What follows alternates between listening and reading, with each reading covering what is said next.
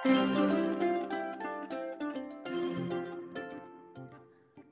pagsusulatan ng dalawang binibini na sina Urbana at Felisa. Mga halimbawang kasagutan sa mga gawaing nakapaloob sa lesson exemplar.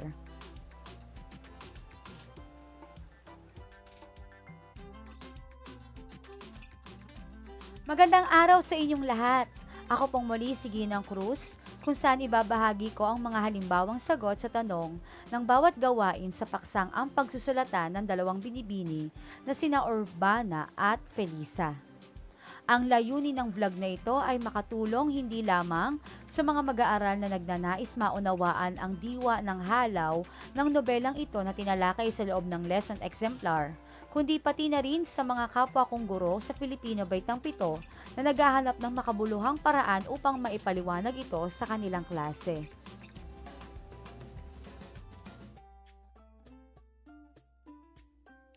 Kaya kung ikaw ay naghahanap ng dagdag na kaalaman o simpleng pagninilay tungkol sa mga aral mula sa halaw ng nobelang Ang Pagsusulatan ng Dalawang Binibini na sina Urbana at Felisa, nasa tamang lugar ka. Huwag kalimutang i-like, mag-subscribe at pindutin ang notification bell para sa mga susunod na videos na i-upload ko gaya nito. Handa na ba kayo?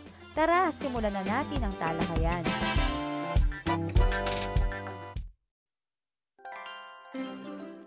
Paalala! Siguruhin na nabasa na ninyo ang halaw ng nobelang Ang Pagsusulatan ng Dalawang Binibini na sina Urbana at Felisa na nakapaloob sa lesson exemplar upang maintindihan mong maigi kung ang mga kasagutan sa mga gawain ay naaayon nga ba o hindi ayon sa iyong pag-aunawa sa nasabing kwento. Kung hindi pa, tignan sa description box ng bidyong ito ang link ng kwentong kanina ko pa binabanggit. Ang mga kasagutan ay hindi pinipilit na inyong tanggapin kung sa palagay ninyo ay may kulang o may pagkakamali.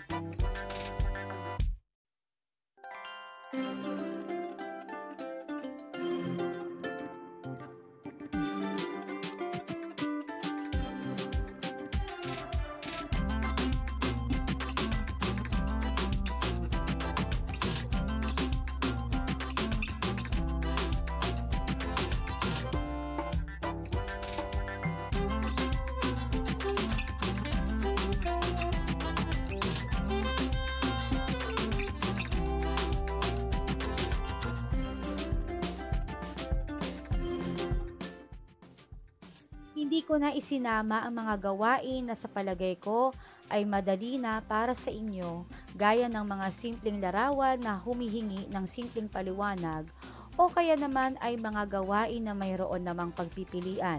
Alam kong kayang-kaya mo na ang mga iyon. Naway nakatulong ang bidyong ito sa iyong pag-aaral. Maraming salamat!